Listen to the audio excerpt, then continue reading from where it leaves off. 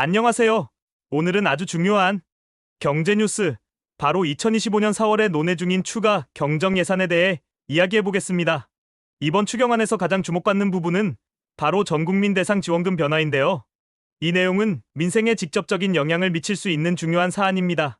그럼 추경안의 핵심 내용과 전국민 지원금이 어떻게 바뀌는지 알아보겠습니다. 첫 번째, 전국민 대상 지원금의 변화입니다. 먼저 전국민 지원금에 대한 부분부터 말씀드리겠습니다. 야당인 더불어민주당은 이번 추경안을 통해 전 국민에게 1인당 25만 원의 지역 상품권을 지급하자는 보편적 지원 방안을 제시하고 있습니다.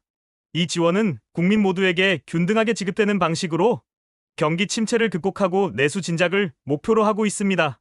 이와 달리 여당인 국민의힘은 선별적인 지원을 주장하며 기초수급자나 차상위 계층, 그리고 소상공인들을 우선 지원하겠다는 입장을 고수하고 있습니다. 이런 차별화된 지원 방식에 대해선 각 당의 정치적 입장이 크게 엇갈리고 있습니다. 두 번째, 저소득층과 소상공인 지원 방안입니다. 자, 이제 저소득층과 소상공인 지원에 대해 이야기해볼까요? 국민의힘은 이번 추경을 통해 소상공인 지원과 취약, 계층 지원에 중점을 두고 있습니다. 예를 들어 기초수급자와 차상위 계층에게 선불카드를 지급하여 1인당 25만 원에서 최대 50만 원까지 지원하는 방안을 제시하고 있습니다. 이를 통해 효율적인 재정 운용과 필요한 계층에 집중적인 지원을 하겠다는 취지입니다. 반면 민주당은 전 국민 지원을 주장하며 이 지원금을 통해 내수 경제를 활성화시키고자 하는 의도를 밝히고 있습니다. 즉, 모든 국민에게 균등하게 25만 원의 지역 상품권을 지급함으로써 내수 진작 효과를 노리고 있습니다. 세 번째, 추경안의 규모와 여야 갈등입니다. 추경안의 규모에서 큰 차이를 보이는 여야. 국민의힘은 14조 원 규모의 추경안을 제시한 반면 민주당은 35조 원을 주장하고 있습니다. 이처럼 예산 규모와 지원 방식에서 의견이 크게 엇갈리다 보니 실제 추경이 언제 집행될지에 대한 불확실성도 커지고 있습니다. 정치 일정과 행정 절차, 그리고 조기 대선 가능성 등이 추경 집행 시기에 영향을 미칠 수 있기 때문에 정치적 협의가 지연되면 추경 효과가 예상보다 늦게 나타날 위험도 존재합니다. 네 번째, 추경의 경제적 효과에 대해 말씀드리겠습니다. 그럼 추경이 실제 경제에 어떤 영향을 미칠까요?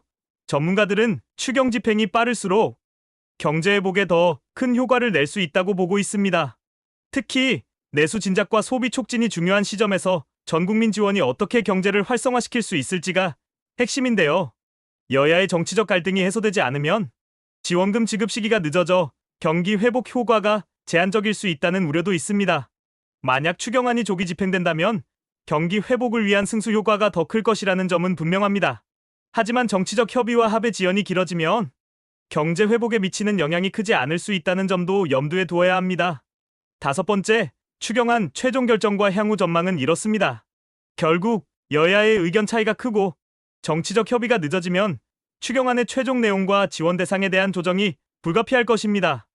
현재 정부는 14조 원 규모의 추경안을 빠르게 집행하려는 입장이지만 민주당의 35조 원 추경안 주장과 전국민 지원 방안이 충돌하면서 협상에 더 많은 시간이 필요할 것으로 예상됩니다.